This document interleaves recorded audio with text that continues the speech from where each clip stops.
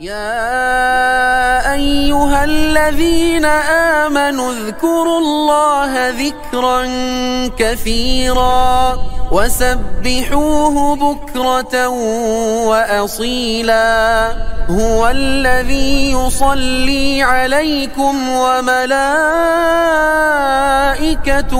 ليخرجكم من الظلمات إلى النور وكان بالمؤمنين رحيما.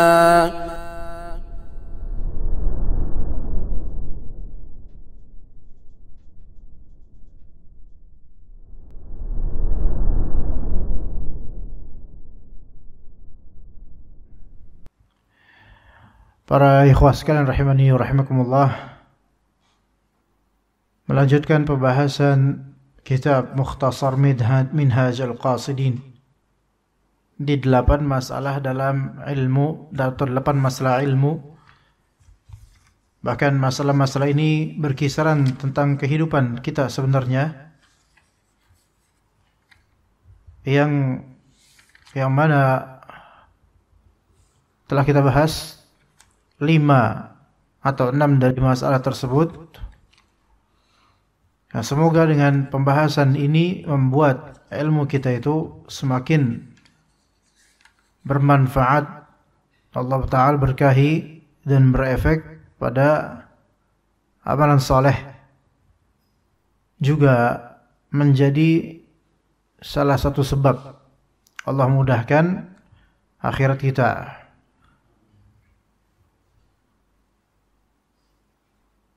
Dan ulama-ulama akhirat adalah mereka yang memperhatikan semua dari poin-poin ini. Pernah kita bahas, yaitu masalah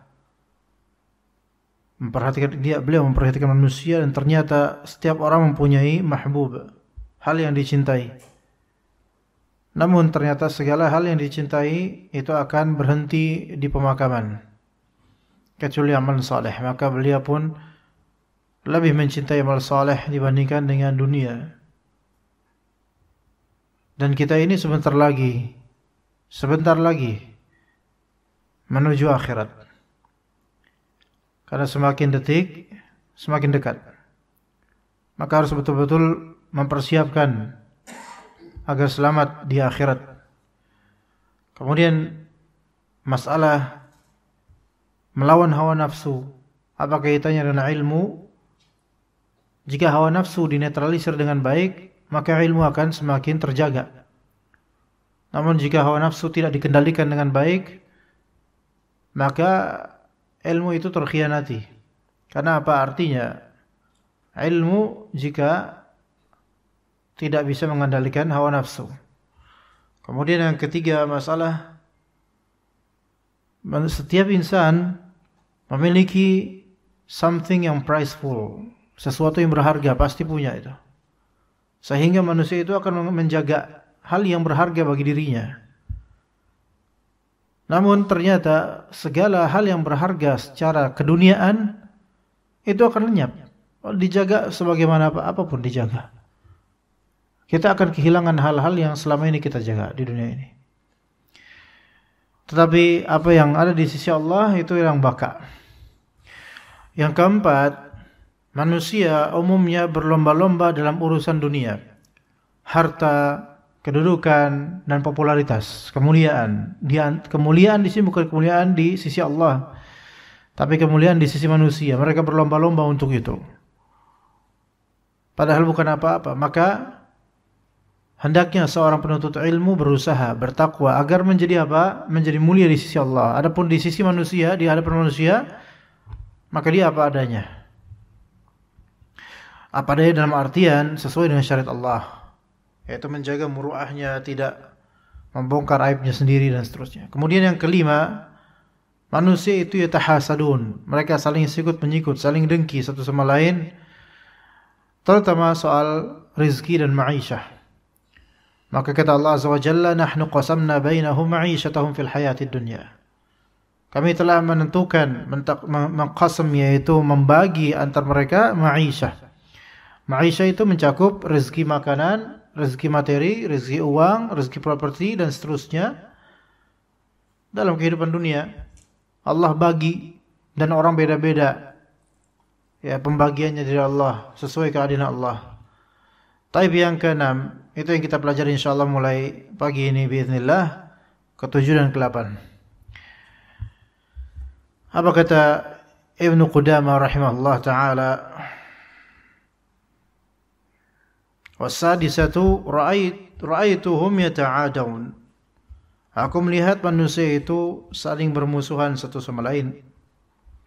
Fanadhartu fi qaulillahi ta'ala, maka aku memperhatikan firman Allah Subhanahu wa ta'ala, inna syaitana lakum aduwwun fattakhidhuhu aduwwa. Sesungguhnya syaitan itu adalah musuh bagimu, bagi kalian, maka jadikanlah syaitan sebagai musuh kalian. Kemudian kata Ibnu Qudamah, fataraktu adawatahum wattakhadhtu syaitana wahdahu aduwwa. Maka aku tidak memusuhi manusia secara zat, melainkan sebaliknya menjadikan syaitan sebagai musuh satu-satunya.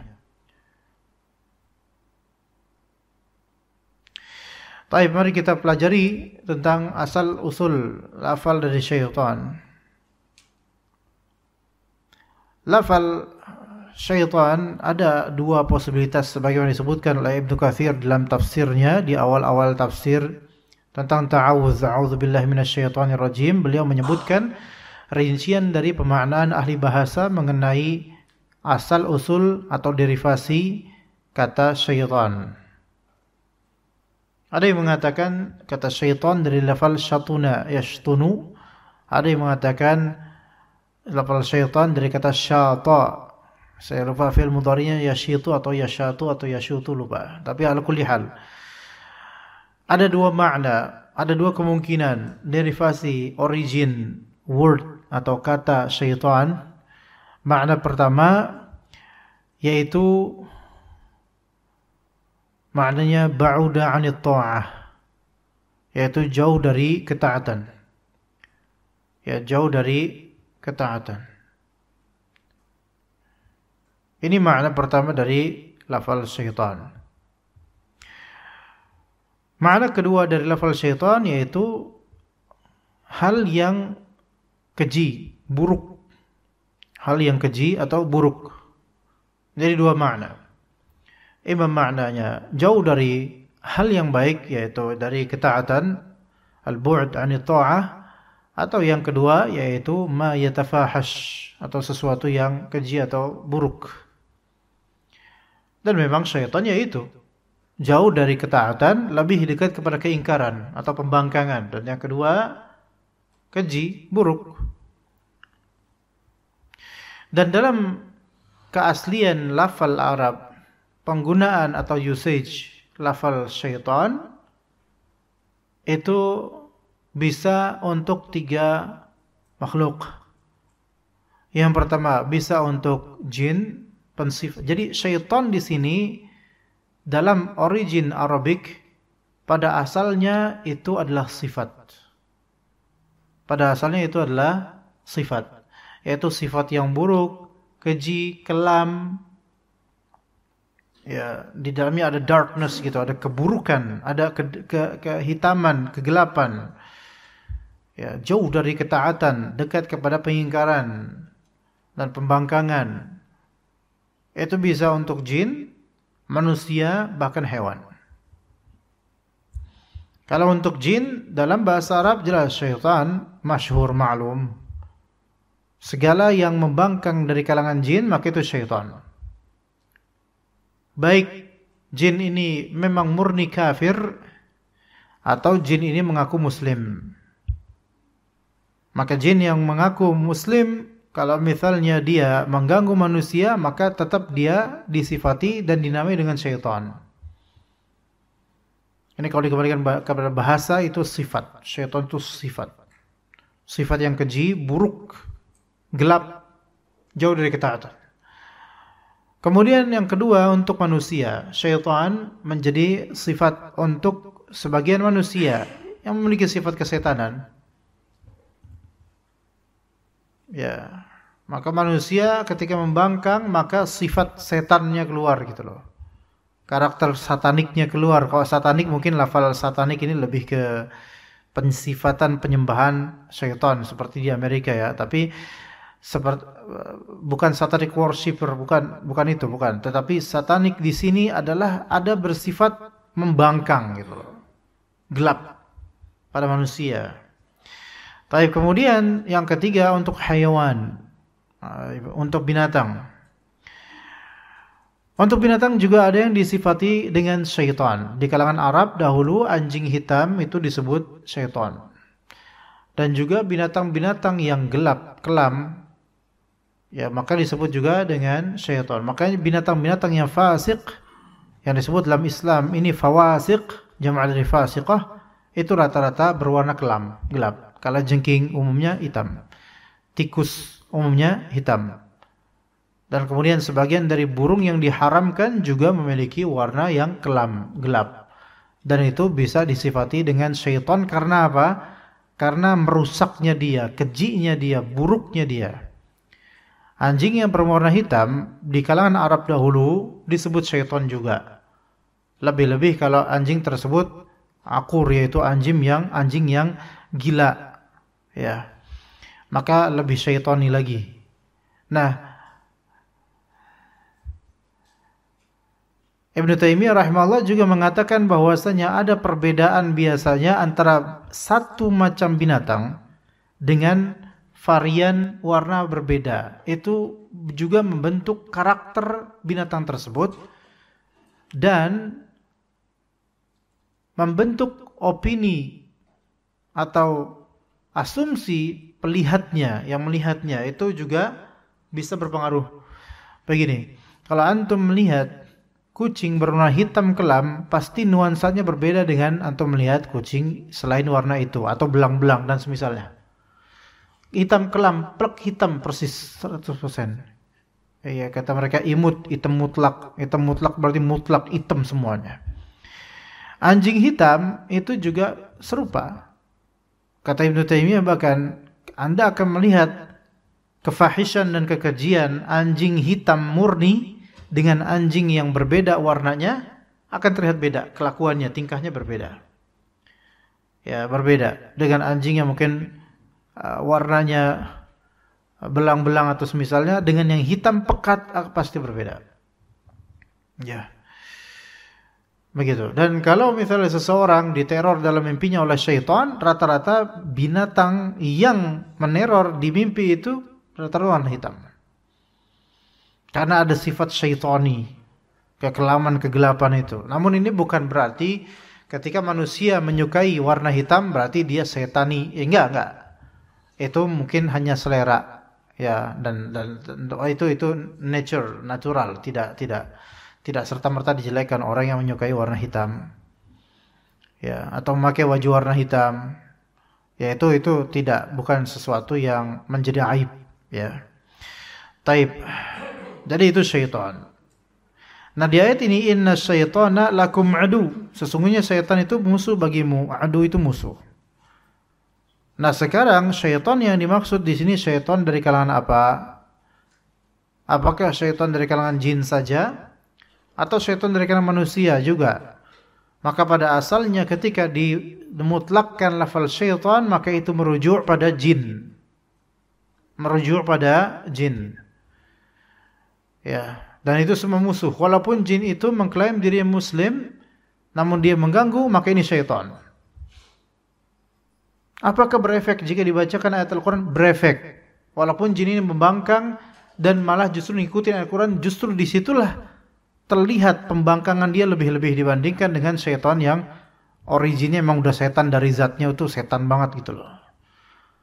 Ya, jadi jangan terpedaya dengan antum ruqyah, kemudian jinnya malah nambahin ayat, nerusin ayat, bahkan mengoreksi tajwid antum.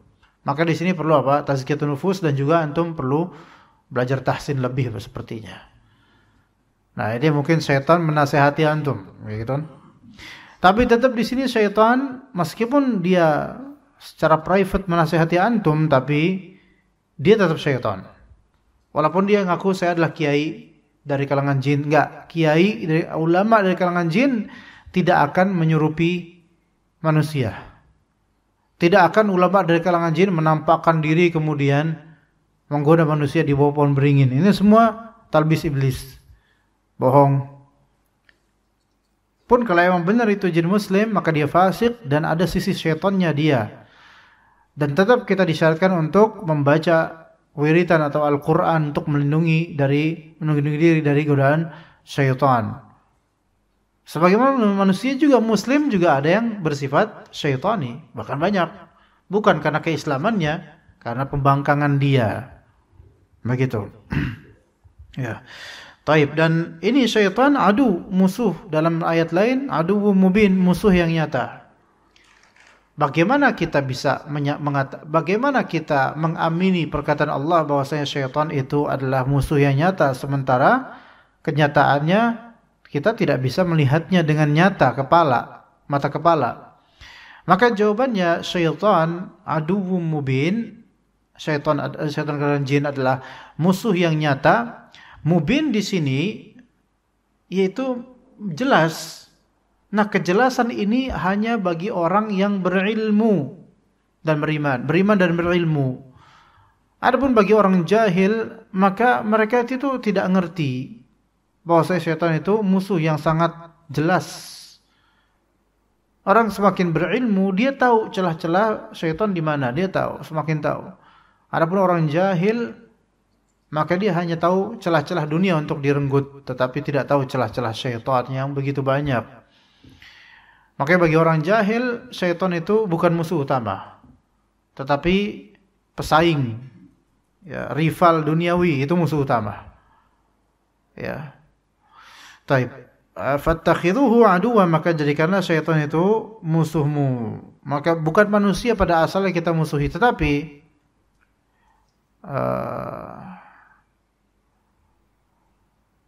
pada asalnya kalau manusia itu kafir kepada Allah Azza wa Jalla, maka pada asalnya dia dan kita memiliki genderang permusuhan. Kata Nabi SAW, umirtu an uqatilan nasa hatta yashhadu an la ilaha illallah wa anna Muhammadar Rasulullah wa yuqimus shalah wa yu'tuz zakah. Aku diperintahkan untuk memerangi manusia sampai mereka mengucapkan syahadat la ilaha illallah Muhammad Rasulullah, menunaikan salat, membayar zakat. Jadi pada asalnya manusia ketika itu kafir, maka musuh kita, karena mereka adalah syaitan dari kalangan manusia. Syaitan dari kalangan manusia. Sampai mereka bersyahadat, menunaikan salat dan menunaikan zakat. Maka fattakhidhuhu aduwa, maka jadikanlah syaitan itu sebagai musuh. Taib, sekarang beliau tidak mau memusuhi manusia, dan sebaliknya menjadikan syaitan sebagai musuh satu-satunya. Kalau kita takwilkan maksud beliau ke jin saja, maka oke, boleh. Tetapi hakikatnya manusia pun banyak yang bersifat syaitani, sehingga mereka adalah musuh kita dan kita adalah musuh mereka.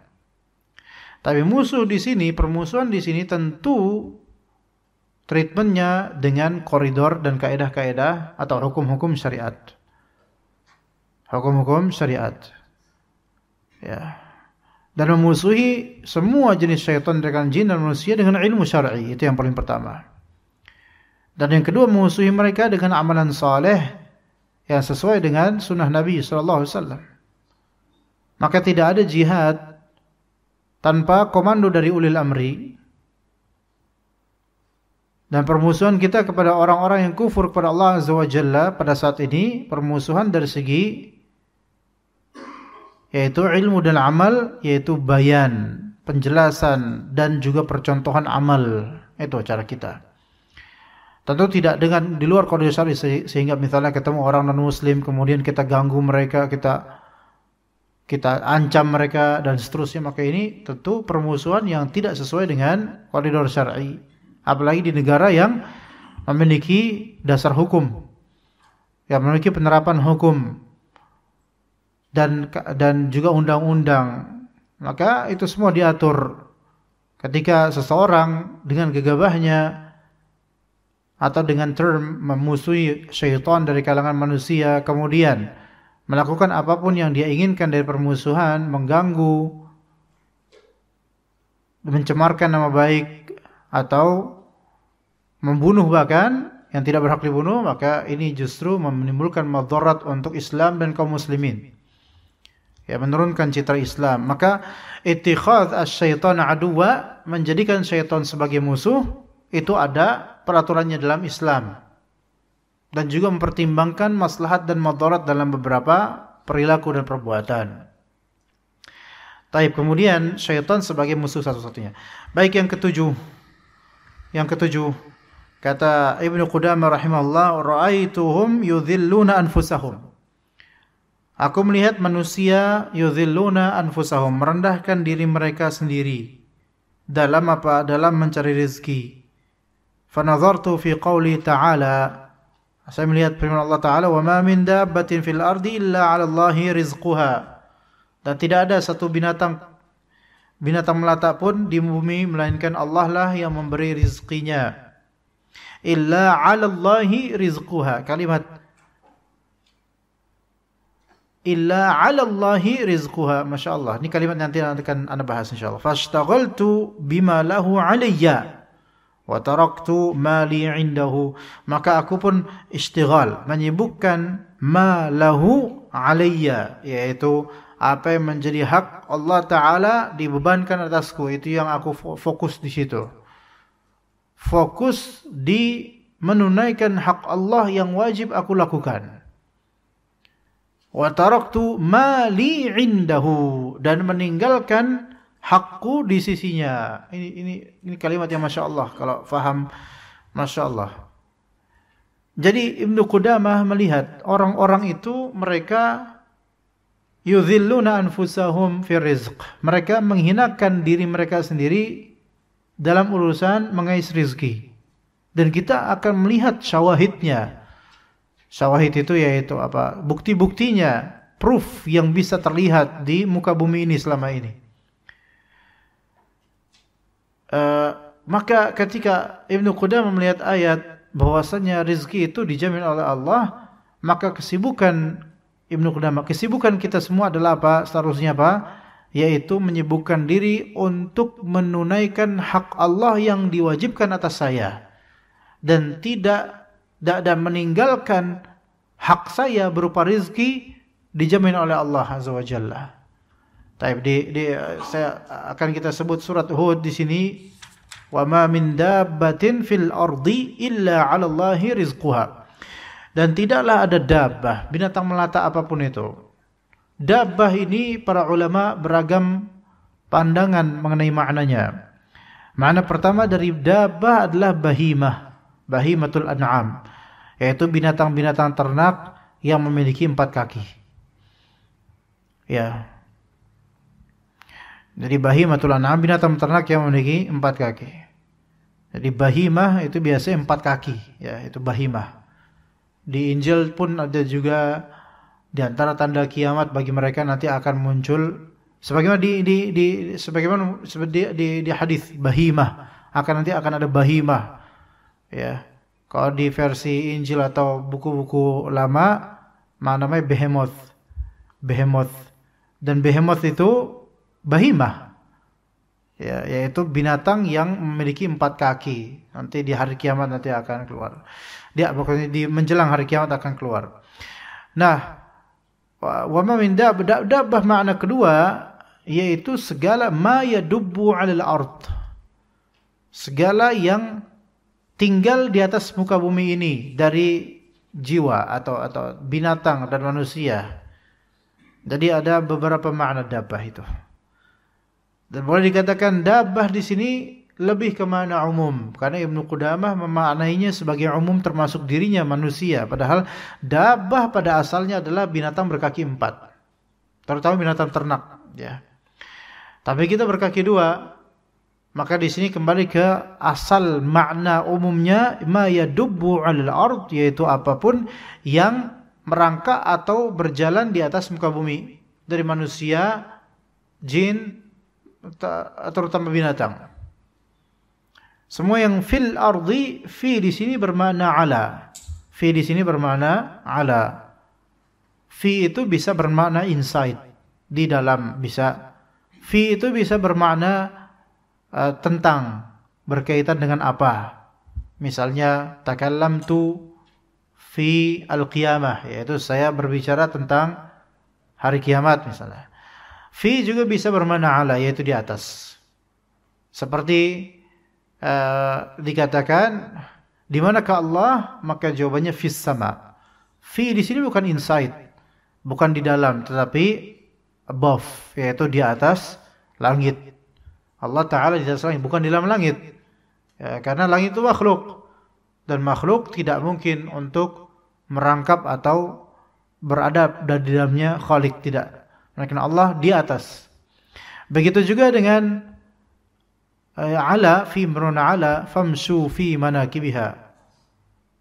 Huwallazi khalaq, huwallazi ja'ala lakumul arda dhalula famshu fi manakibiha wa kulu min rizqih. Dialah Allah yang menjadikan bumi itu dhalul, yaitu tunduk kepada manusia. Maka jalanlah kalian fi manakibiha, di atas jalan-jalan petak-petak bumi. Maka fi di sini bermakna ala. Dan tidaklah ada hewan, binatang, apapun makhluk hidup di atas muka bumi illa 'ala Allahi rizquha, kecuali rizki untuk dabah ini, untuk semua binatang dan manusia ini 'ala Allah. Dan 'ala di sini artinya bukan arah, bukan above, bukan. Giliran ala ini bukan artinya bukan di atas. Maka ala di sini adalah maknanya yaitu haqqun 'ala Allah, kewajiban atau kelaziman yang pasti Allah tunaikan. Ya, maka ini haqqud dabbah 'ala Allah, haknya makhluk yang pasti ditunaikan oleh Allah Azza wa Jalla. Maka ala di sini menunjukkan kelaziman yang Allah Ta'ala perbuat. Ketika ala ini untuk manusia, maka kelaziman yang harus manusia perbuat. Tapi ala Allah di sini kelaziman yang pasti Allah Ta'ala perbuat, yaitu merezekikan seluruh dari makhluk. Ya, melainkan Allah lah yang memberi rizkinya, itu melainkan Allah lah yang lazim dan pasti menjamin rizkinya.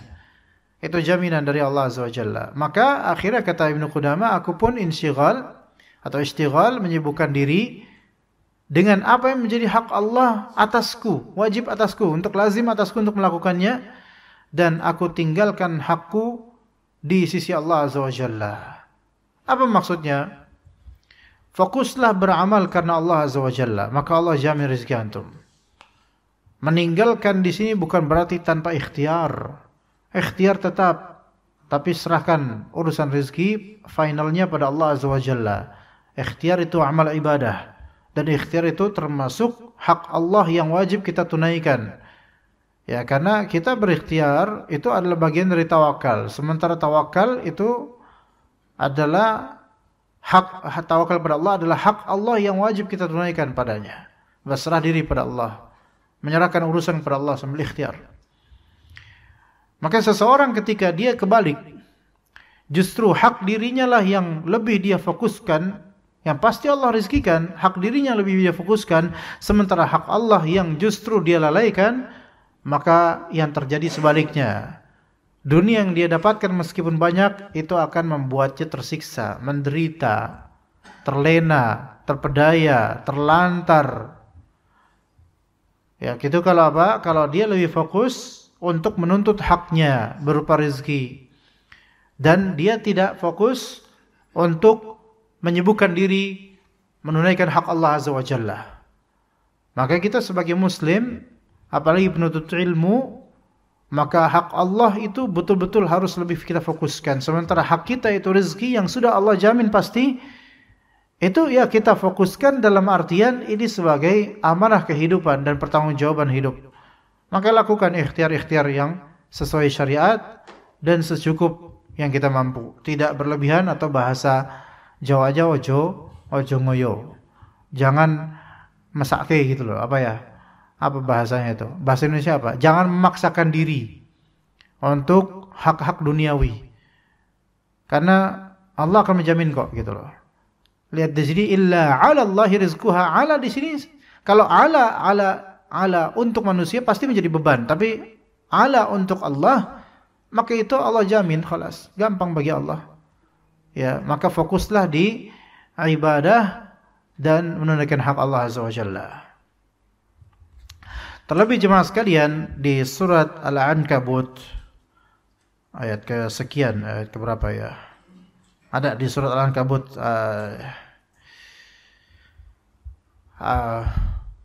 surat Al-Ankabut sebelum surat Ar-Rum.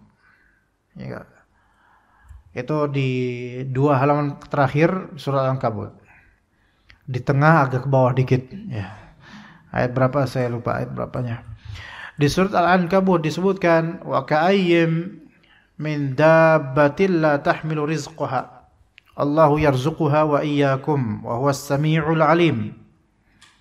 Dan betapa adanya min dabbah di antara makhluk-makhluk hidup la tahmilu rizqaha. Ya, la tahmilu rizqaha, enggak bisa terbebani dengan rezekinya sendiri. Ya, tetapi Allahu, jadi sini la tahmilu rizqaha kata Al-Baghawi, ay la tarfa'u rizqaha ma'aha wa la tadakhiru syai'an li ghadin mithla al-bahaim wat-tayr. Banyak dari makhluk hidup itu tidak bisa mengangkat rezekinya sendiri. Enggak bisa, la tarfa'u rizqaha, yaitu tidak bisa ngeboyong rezekinya gitu loh. Paham enggak jemaah?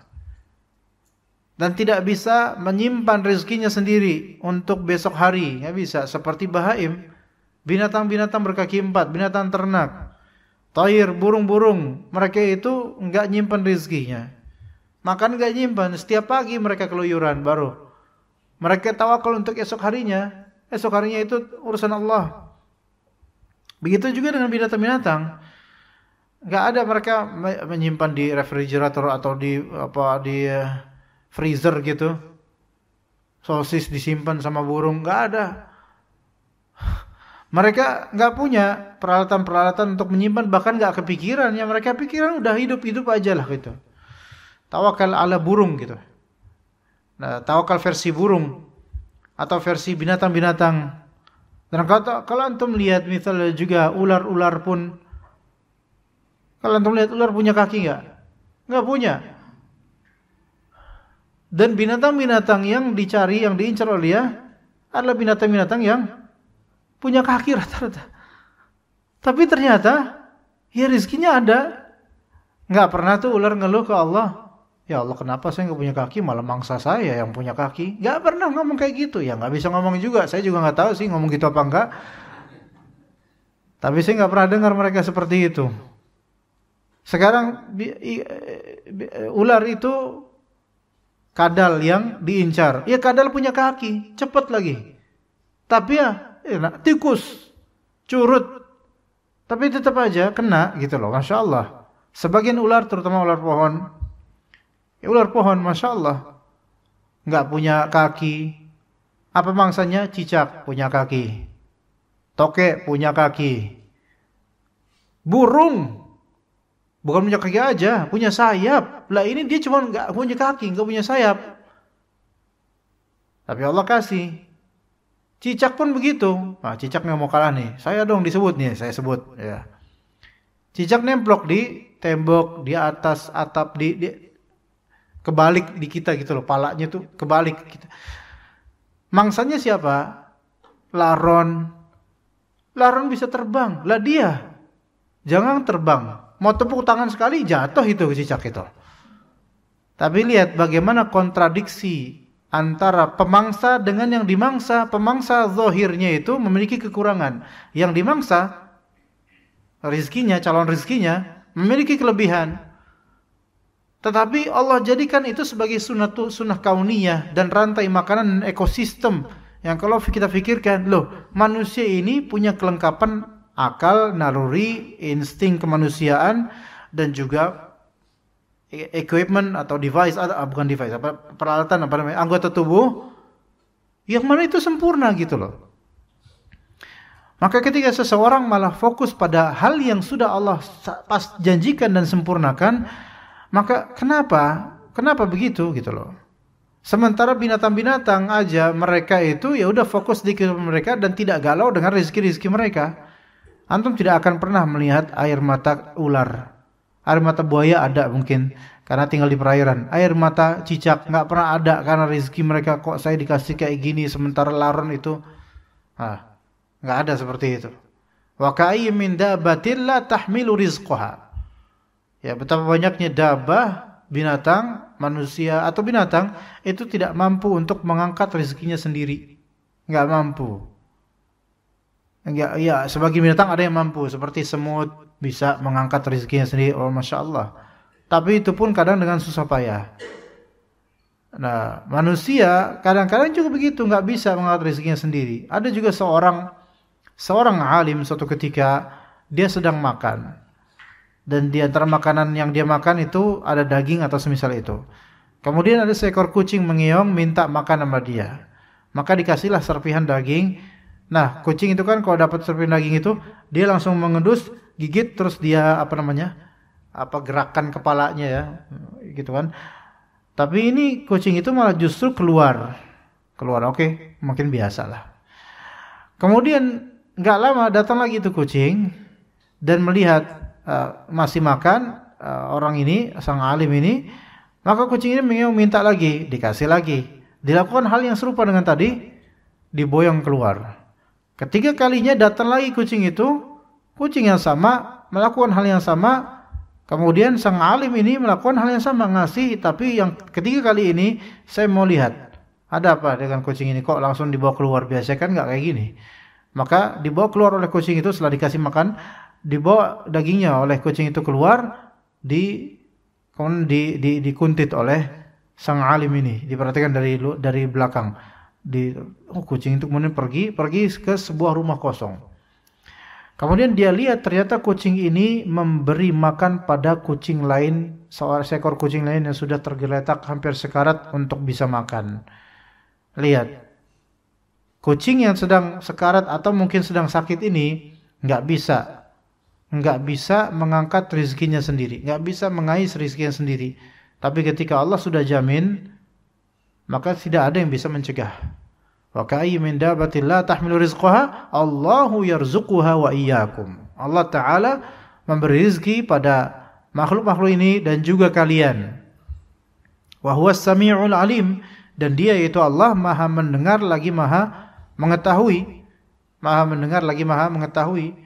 Maka orang-orang yang beriman ketika mereka terhimpit dengan rezeki yang sulit atau kecil sedikit, ya, maka mereka harus tahu bahwasanya Allah itu mendengar kok keluh kesah mereka. Allah itu tahu kok, ya. Sehingga masalah rezeki ini jangan menjadi sesuatu yang membuat kita makin jauh dari Allah Azza wa Jalla. Maka sibukkanlah diri kita untuk menunaikan apa yang menjadi hak Allah atas kita.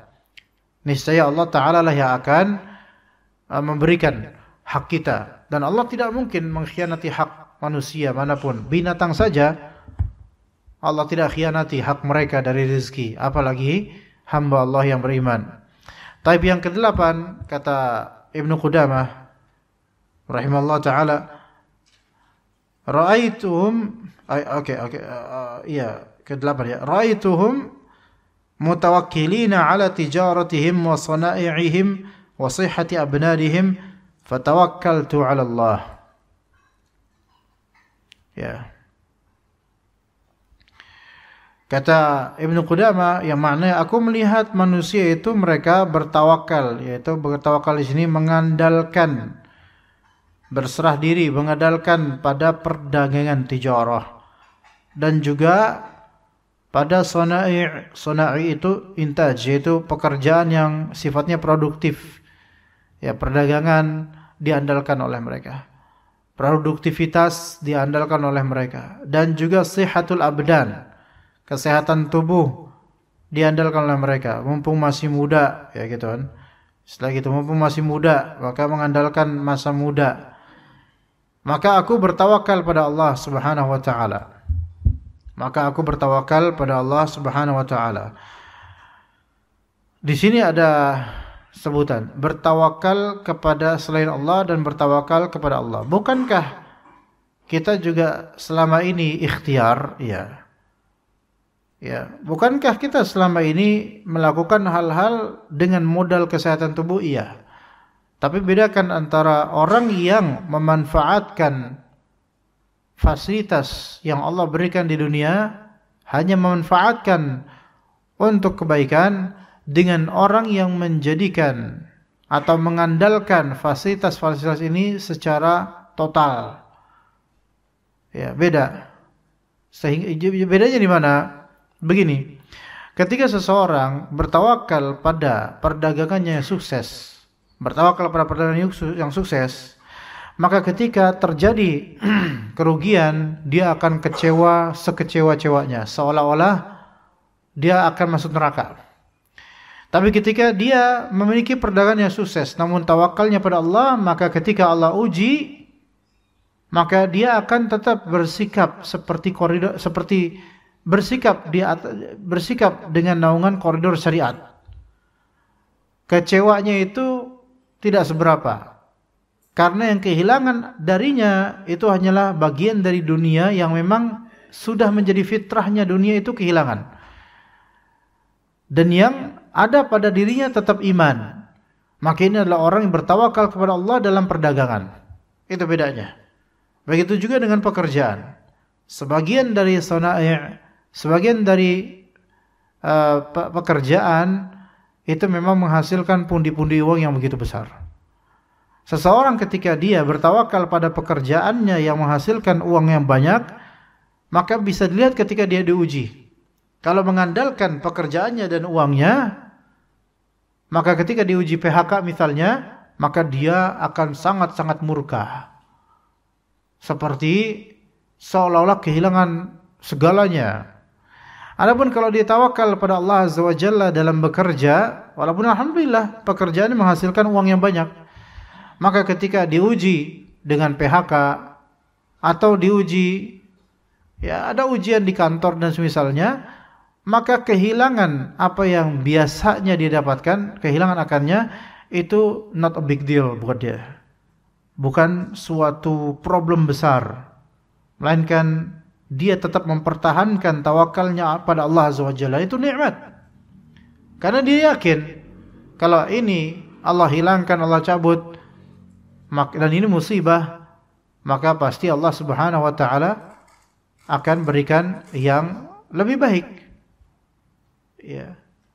Maka kata Nabi SAW, barang siapa yang mengatakan ketika sedang mendapatkan musibah, inna lillahi wa inna ilaihi raji'un, Allahumma ajirni fi musibati wa akhlif li khairan minha. Kita milik Allah, kami milik Allah, dan sesungguhnya kami akan kembali kepada Allah. Ya Allah, berikanlah ganjaran untuk musibah saya. Ganjaran itu pahala akhirat. Dan berikan ganti yang lebih baik daripada musibah saya ini, ya, kehilangan saya ini. Maka segala musibah, kehilangan perdagangan, kehilangan pekerjaan, maka seorang yang bertawakal pada Allah, dia akan mengatakan hal-hal seperti ini, tetap positive thinking, tetap dia di jalur yang siratal mustaqim. Tidak kemudian jaza' atau kemudian niyahah, meratap, dan seperti kehilangan dunia total seluruhnya, tidak. Maka seorang muslim, mukmin, dia harus bertawakal pada Allah Azza wa Jalla dalam urusan ikhtiar, perdagangannya. Ketika dia kehilangan dunia, dia bersikap seperti kehilangan dunia, bukan bersikap seperti kehilangan iman atau akhirat. Maka harus tetap kembali kepada Allah Azza wa Jalla. Kemudian bertawakal kepada sihatul abdan, kesehatan tubuh. Ini terutama yang masih muda, ya. Mengandalkan kesehatan tubuh, ujub dengan kesehatan tubuhnya, dan menduga bahwasanya kesehatan tubuhnya ini akan selamanya. Atau sebagian dari orang tua yang lebih Allah Ta'ala melebihkan dari masalah kesehatan, Masya Allah, lebih dari umumnya orang-orang seusianya. Maka siapa yang bertawakal kepada kesehatan tubuh ketika dia sakit sedikit, itu seolah-olah sakit banyak. Semua orang yang bertawakal kepada selain Allah, ketika diuji sedikit, itu akan mengira ujiannya banyak. Tapi orang yang bertawakal pada Allah, ketika dia diuji banyak, dia menganggap ujian ini sedikit. Bukan sedikit karena emang sedikit, bukan. Ujiannya besar, banyak. Tapi mengapa ini sedikit? Karena apa? Karena orientasi dunia itu akan menjadikan kita terasa ujian dunia ini kebanyakan. Tapi orientasi akhirat akan menjadikan ujian dunia ini nggak ada apa-apanya dibandingkan akhirat. Maka orang yang bertawakal kepada makhluk, orientasi dunia. Pasti itu pasti, absolutely. Dan orang yang bertawakal kepada Allah, maka insya Allah orientasinya akhirat. Orientasinya akhirat. Dan barang siapa yang tadi mengorientasikan makhluk atau dunia, dia akan menganggap dunia ini fitnahnya, ujian dunia ini terlalu besar, terlalu banyak buat dia, sehingga dia bertanya, mengapa ya Allah, mengapa ya saya diuji gini? Kata Allah Azza wa Jalla, wa minan nasi man yaqulu amanna billah fa idza udhiya fillahi ja'ala fitnatan nasi ka'adzabillah. Di surat Al-Ankabut. Dan di antara manusia ada yang berkata, kami beriman kepada Allah. Ngomongnya gitu, ngomongnya beriman. Amanna billah, kami beriman. Ini orang-orang munafik biasanya. Kami beriman kepada Allah. Fa idza udhiya fillahi ja'ala fitnatan nasi ka'adzabillah. Ketika dia diuji di jalan Allah, padahal ini ujian yang sangat baik harusnya gitu loh. Ujian yang membersihkan dirinya harusnya. Dia menjadikan fitnatan nasi, dia menjadikan fitnah manusia, yaitu ujian manusia, celotehan manusia, tindakan manusia negatif terhadapnya, dan itu seperti azab Allah gitu loh. Jadi hanya selentingan omongan manusia itu membuat dia belingsakan, membuat dia kekalutan dan seperti udah kehilangan Tuhan gitu loh. Udah bingung, betul-betul bingung. Ini orang-orang munafik, orang-orang yang imannya hanya di lidah. Karena orientasinya apa? Dunia. Karena tawakalnya apa? Tawakal kepada hartanya, tawakal kepada sehat badannya, tawakal kepada pekerjaannya, tawakal kepada status strata sosialnya atau status pendidikannya. Maka orang-orang seperti ini itu ibarat Al-Ankabut. Makanya ini di surat apa? Di surat Al-Ankabut. Kata orang Jawa, orang yang gampang kebingungan itu kalang kabut, ya. Kal-ankabut gitu ya. Udah pernah kasih tau kan? Itu harus antum ingat sampai akhir hayat, walaupun gak ditanya di kubur, tapi ingat-ingat aja. Maka orang Jawa bilang itu kalang kabut. Itu dari bahasa Arab, dari bahasa Al-Quran. Mathalul ladzina ittakhadhu min dunillahi awliya kamathalil ankabuti takhadhat baita. Jadi orang yang menjadikan penolong selain Allah itu seperti apa? Seperti kalang kabut. Yang menjadikan rumahnya itu kalang kabut. Kalau antum perhatikan kan rumahnya kan gitu. Antum gerakin dikit langsung kalang kabut. Coba aja kita cari ankabut terdekat gitu kan. Akan berlaku demikian, kecuali ankabut atau laba-laba yang tinggalnya di ground atau di hole atau di lubang, itu mereka beda sikapnya. Kita yang ketakutan kalau itu mah ya. Taib. Jadi orientasi manusia itu akan terefleksikan di seberapa tawakalnya dia pada hal yang dia banggakan dari dunia itu. Ya. Dan ketika hal yang dibanggakan dari dunia itu terganggu, maka seperti laba-laba yang terganggu di sarangnya, kebingungan. Begitu. Tapi seorang kalau dia orientasinya akhirat, maka Allah Subhanahu wa taala Al-Malik, Al-Jabbar, Al-Qahar, Al-Qawi, Al-Matin. Enggak ada yang bisa melawan Allah Azza wa Jalla. Hanya saja seorang ketika orientasinya akhirat, dia enggak boleh ujub dengan dirinya. Melainkan dia serahkan perkara pada Allah, dan kalau emang itu disebabkan dosanya, dia istighfar dan taubat pada Allah dan mengembalikan hak jika ada yang dizalimi olehnya, dan dia serahkan urusan pada Allah. Allah lah yang akan membereskan urusannya dunia dan akhirat. Maka aku melihat mereka bertawakal mengandalkan perdagangan, pekerjaan dan kesehatan tubuh mereka, maka aku bertawakal kepada Allah. Karena bertawakal kepada Allah itu yang membuat hati kita tenang. Ya, wa may yatawakkal 'ala Allah fa huwa hasbuh. Siapa yang bertawakal kepada Allah, maka cukup Allah baginya. Ya, juga Nabi SAW dan para sahabatnya ketika dikatakan innan nasa qad jama'u lakum, sesungguhnya orang-orang udah pada pengen, mereka udah berkumpul untuk menyerang kalian. Apa kata Rasulullah SAW? Hasbunallah wa ni'mal wakil. Apa kata mukminin? Hasbunallah wa ni'mal wakil. Hasbunallah yaitu Allah Al-Hasib. Allah lah yang mencukupi. Cukuplah Allah buat kami. Wa ni'mal wakil, dan dialah sebaik-baik wakil, yaitu sebaik-baik zat yang bisa kita serahkan urusan padanya. Jadi enggak seperti kalang kabut gitu. Enggak kalap. Ya. Dan kalau kita lihat itu laba-laba itu kalau udah kalap, imma ke ujung rumahnya atau ke daunan. Maka orang ketika kalap karena dunianya digetarin, itu ya dia ke ujung kehidupannya, atau dia keluar luber-luber menceritakan sana sini dengan paniknya. Ya seperti itu ya jemaah sekalian. Lebih dulu menceritakan kesusahannya pada manusia dibandingkan kepada Al-Khaliq, yaitu Allah Azza wa Jalla. Maka orang yang panik itu adalah orang yang ketika dilanda kesusahan atau diuji, dia lebih mudah cerita ke makhluk dan dia kesulitan untuk berkeluh kesah kepada Al-Khaliq. Begitu, wallahu a'lam. Taib, 8 masalah telah selesai. Semua ini adalah jangkar untuk ilmu syar'i kita yang Allah Ta'ala titipkan pada kita. Semoga bermanfaat. Ada pertanyaan jemaah sekalian? Soal? Fadal. Silakan. Waalaikumsalam warahmatullahi wabarakatuh. Wa iyyakum. Wa iyyakum, jazakallahu khairan. Karena izin bertanya Ya. mengenai yang bertawakal ini, Ustaz. Fadal. Mengambil kisah dari kisah Nabi Yunus ketika Nabi Yunus alaihissalam diuji oleh Allah, diperangkap di dalam perut ikan paus. Ya. Nah, ketika itu salah satu sebab yang beliau lakukan sehingga Allah mengeluarkan beliau dari kesulitan adalah berdoa, Pak Ustadz.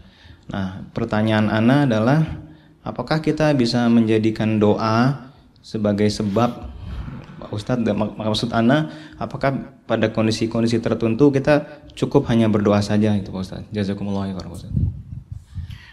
Taib, apakah sebagaimana Nabi Yunus alaihissalam beliau berdoa di perut ikan,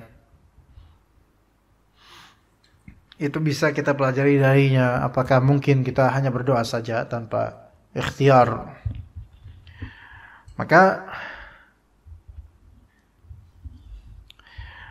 antara ikhtiar dengan berdoa itu kelaziman satu sama lain di keumuman konteks. Namun di sebagian konteks yang eksepsional dikecualikan, maka kadang-kadang memang cukup berdoa. Begini, ada umumnya masalah tawakal itu rukunnya adalah apa? Rukunnya diantaranya adalah doa dan usaha. Tanpa usaha maka ini belum tawakal. Tapi kan tidak semua konteks seorang bisa usaha untuk menggapai apa yang dia inginkan atau menjauhi madarat. Maka di sini ketika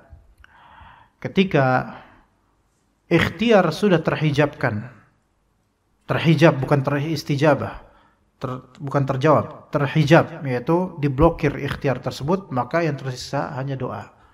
Dan boleh jadi ini senjata yang lebih besar. Ya, silahul mu'min itu doa, senjata yang mukmin itu doa. Dalil yang menunjukkan akan itu Nabi Yunus alaihissalam.